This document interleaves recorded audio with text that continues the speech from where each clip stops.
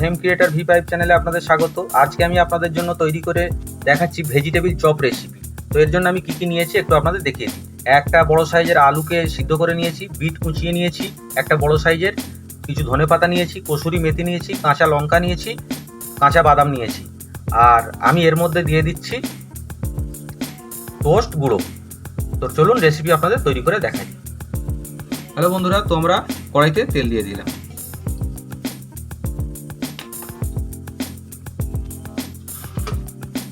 দিয়ে দিলাম 5 ফোড়ন, দিয়ে দিলাম শুকনো লঙ্কা,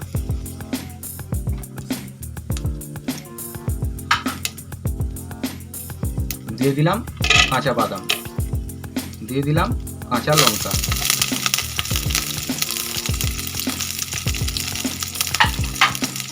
দিয়ে দিলাম কুচিয়ে রাখা বিট।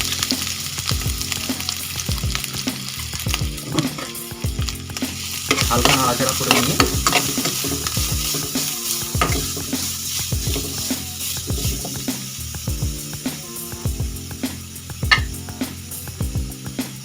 এর মধ্যে দিয়ে দিলাম একটা গোটা ছায়া আলু মাখা।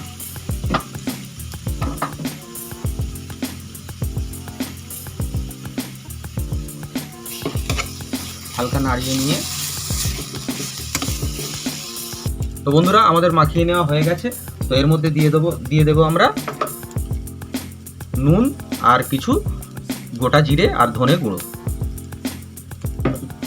আর এর মধ্যে দিয়ে দেবো আমরা ধনেপাতা কুচিয়ে রেখেছিলাম আর কসুরি মেথি। কসুরি মেথি দিতে ভুলবেন না, দারুণ টেস্ট হয় কসুরি মেথি। তো বন্ধুরা আমরা হালকা নাড়িয়ে নিয়ে, তো বন্ধুরা আমাদের পুর তৈরি হয়ে গেছে। তো আমরা ময়দাকে পাতলা করে গুলে নিয়েছি। তো এবারে আপনাদের ভেজিটেবিল তৈরি করে দেখাই। তো বন্ধুরা আমরা এইটাকে সুন্দরভাবে এইভাবে তৈরি করে নেব, তৈরি করে আপনাদের চপগুলো দেখাই। তো বন্ধুরা এইভাবে আমরা এই বলসগুলোকে তৈরি করে নিয়েছি। তো বন্ধুরা আমরা চপগুলোকে তৈরি করে নিই। এই একটা ডো নিলাম, ময়দাতে চুবোলাম, আর এইতে টোস্ট গুঁড়ো দিয়ে এইভাবে ভালো করে মেখে নিয়ে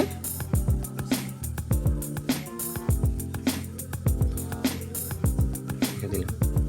এইভাবে আমরা সবগুলো তৈরি করে নেব। তো বন্ধুরা আমরা সব তৈরি করে নিয়েছি ভেজিটেবিল চপ। তো আপনাদের এবারে ফ্রাই করে দেখাই। তো বন্ধুরা আমরা কড়াইতে তেল দিয়ে দিলাম। তো বন্ধুরা আমাদের তেল গরম হয়ে গেছে। তো আমরা একটা একটা করে বলস দিয়ে দিচ্ছি।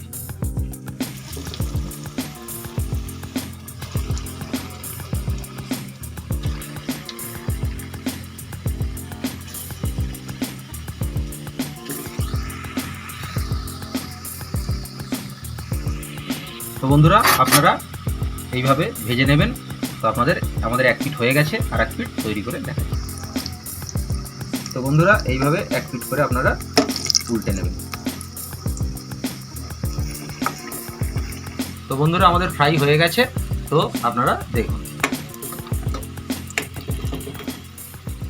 দেখতেই পাচ্ছেন। এইভাবে একে একে সব তুলে নেব। তো বন্ধুরা আমাদের ভেজিটেবিল চপ তৈরি হয়ে গেছে। আশা করি আপনাদের ভিডিওটা অবশ্যই ভালো লাগবে। আপনারা এই শীতের সন্ধ্যায় এই রেসিপিটা বানিয়ে খাবেন। আর ভালো লাগলে অবশ্যই লাইক, সাবস্ক্রাইব, কমেন্ট করবেন। তাতে আমার এই ধরনের ভিডিও দিতে আরও উৎসাহ বাড়বে। তো আজকের মতো এখানে শেষ করছি।